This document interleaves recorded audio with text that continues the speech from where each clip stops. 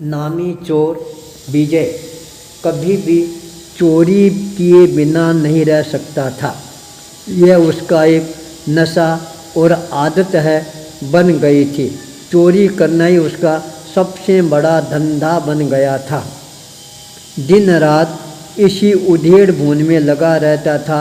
आज मेरे को कहाँ पर चोरी करना है, क्या माल लाना है, कितना माल लाना है, किस घर में लूट पाट करनी है। समय गति के साथ आगे से आगे बढ़ना प्रारंभ हो जाता है, पर विजय चोर की आदतों में कोई भी प्रकार की कमी आने का नाम नहीं लेता है। धीरे धीरे उसका खौफ पूरे शहर में व्याप्त होना प्रारंभ हो जाता है। लोग उसके नाम से ही डरना प्रारंभ कर देते हैं। यदि वह रास्ते में भी कहीं दिख जाता है, मिल जाता है, तो लोग अपने प्राण बचाकर इधर उधर भगना प्रारंभ कर देते हैं। विजय के नाम से ही इस तरह की दहशत पूरे शहर में फैलने प्रारंभ हो जाती है। विजय भी अपने जीवन में प्रतिदिन नया नया शिकार वह खोज ही लेता था। गांव के अंदर ये चर्चा का दौर भी प्रारंभ हो जाता है, आज विजय का शिकार कौन सा परिवार बनेगा। इस तरह से डर और भय का वातावरण चरम सीमा पर पहुंच जाता है। प्रातःकाल का समय विजय चोर राजपथ के ऊपर आगे से आगे बढ़ता जा रहा था। अचानक उसका ध्यान सामने की तरफ केंद्रित होता है, जहां पर नगर के बड़े बड़े सेठ, साहूकार, धनाढ्य व्यक्ति, उनकी औरतें, पुत्र वधुएं, लड़कियां एक ही दिशा में उसको जाती हुई नजर आती है। विजय चोर आश्चर्य भरी नज़रों के साथ उनको देखना प्रारंभ कर देता है। मन में चिंतन करना प्रारंभ कर देता है, क्या बात है, ये सारे के सारे धनवान लोग हैं, आज कहाँ पर जा रही हैं। वह भी उसी दिशा की ओर अपने कदमों को गतिशील बनाना प्रारंभ कर देता है। एक जगह पर उसके चरण अपने आप ही रुक जाती हैं। भीतर से कुछ आवाज़ आ रही थी। कान लगाकर वह सुनना प्रारंभ कर देता है, ये आवाज़ कहाँ से आ रही है। जब उसको पता लगा भीतर में कोई संत आए हुए हैं और वो कथा कर रही हैं, प्रवचन कर रही हैं, उनका प्रवचन श्रवण करने के लिए ये सारे लोग यहाँ पर इकट्ठे हो रहे हैं। विजय चोर ने देखा, ये तो मेरे लिए बहुत ही अच्छी जगह हो गई, यहाँ पर मेरे को ज़्यादा प्रयास भी करना नहीं पड़ेगा, कोई न कोई शिकारी वो मेरे हाथ में आ ही जाएगा। विजय इसी लालच के अंदर अपने मन के अंदर उधेड़ भून वह लगाना प्रारंभ कर देता है। नए नए सपने वो देखना प्रारंभ कर देता है। अचानक उसके चरण वह संतों के प्रवचन श्रवण के लिए अपने आप ही लालायित होने प्रारंभ हो जाते हैं। चरणों में नई ताकत, नई शक्ति, नई ऊर्जा, नई भक्ति का समावेश वह अपने आप ही होना प्रारंभ हो जाता है। विजय चोर भीतर पहुंच गया, एकदम पीछे एक कोने के अंदर जाकर बैठ गया, जिससे किसी को पता भी नहीं लगे कि मैं आया हूँ, क्योंकि मेरे नाम से सारे लोग डर कर इधर उधर भगना प्रारंभ कर देंगे। संत शीतलनाथ प्रवचन बहुत ही मार्मिक शब्दों में कर रहे थे। उसको सुनकर सारे लोग भाव विह्वल बनते हुए नजर आ रहे थे, पर आज सबसे ज़्यादा असरकारक जो प्रवचन वह प्रवचन हो रहा था विजय के दिल और दिमाग पर। अचानक उसका दिल और दिमाग दोनों ही सक्रिय होने प्रारंभ हो जाते हैं। विजय के दोनों हाथ वो जुड़ जाते हैं। उसने अपने जीवन में आज तक ऐसा प्रवचन वह कभी भी नहीं सुना था। पहली बार ही वह संतों की शरण में आता है, पहली बार प्रवचन सुनता है और पहली बार ही उसके मन के अंदर श्रद्धा का जागरण होना प्रारंभ हो जाता है। प्रवचन परिसंपन्न होता है। सारे लोग चले जाते हैं। विजय चोर एक खंभे के पीछे छुपकर खड़ा हो जाता है। लोगों को पता नहीं लगे मैं यहाँ पर हूँ, वरना और यहाँ पर डर का वातावरण बन जाएगा।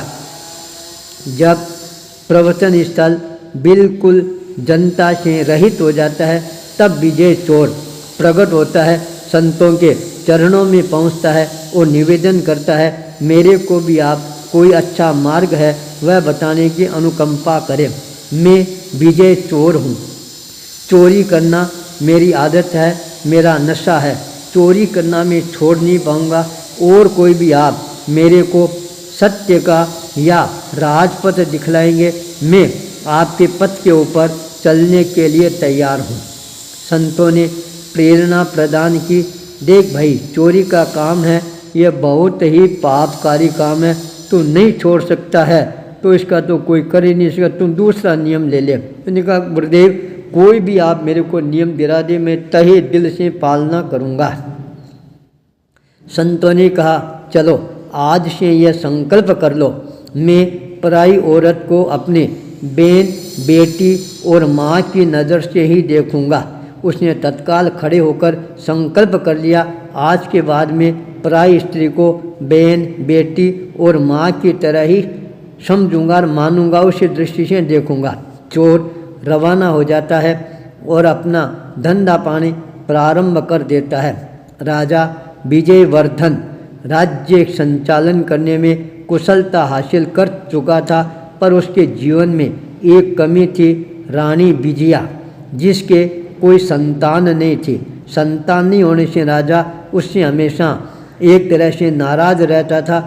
एक बार इतना नाराज हो जाता है, अपने राजमहलों से उसका निष्कासन कर देता है और छोटा सा घर था उसके अंदर उसको पहुंचा देता है, बाहर पहरा लगा देता है, भीतर कोई नहीं जाए।